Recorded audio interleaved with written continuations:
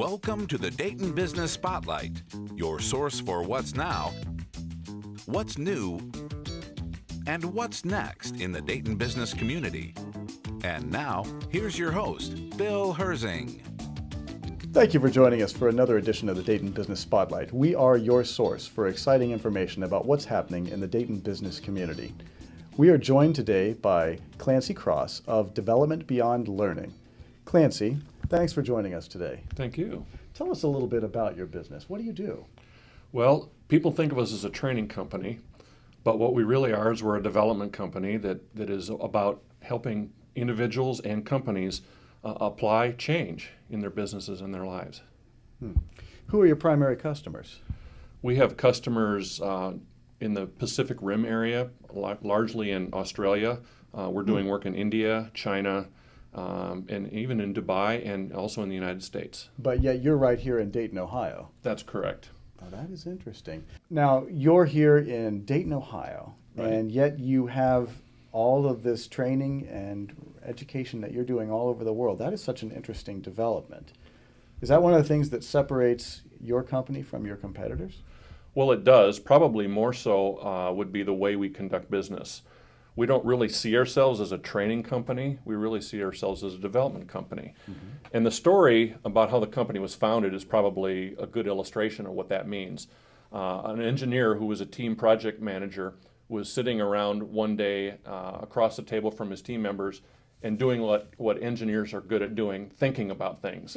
Yes. And imagining what if he could make his people more productive in their jobs because of the way he does business with building bridges and building things. In other words, he had a process that he used, and could we learn something from that?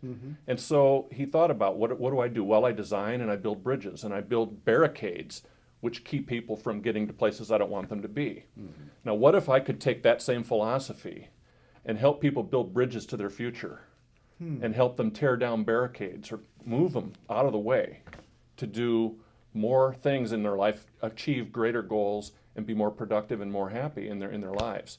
And so he took that thought and he immediately got up and had this epiphany and walked over to one of the young team members and asked a question such as, what do you want to do in life? What do you want to achieve in life? And he kind of caught the guy off guard and he said, well, what is it to you? He said, am I not giving you the results you want? I mean, that's what I'm here for. He said, yes, but actually I'm concerned about your future. Do you ever think about where you want to be? And he said, actually, I haven't really given it that much thought. He said, well, I think it's time that you did, and I'd like to help. How interesting. And that's really the philosophy, the people caring about people and growing people that's been at the heart of the business ever since. Well, that is a very different approach than a lot of the corporate development training that is going on. I'm curious, what do your customers say about the quality of the training that you're doing once they've received it? Well, the results have been tremendous. The real change is occurring. And really, if you think about it, training is about multiple dimensions. It's about enlightenment, it's about information, it's about helping people understand things in a new sense. But unless you engage the people and then you empower the people, no real change occurs. And so our business model is based around all three dimensions. And when they engage and when they're empowered, the change is dramatic. And they tell us that. That sounds very exciting. How long have you been in the Dayton area, Clancy? I would say about 32 years, I think.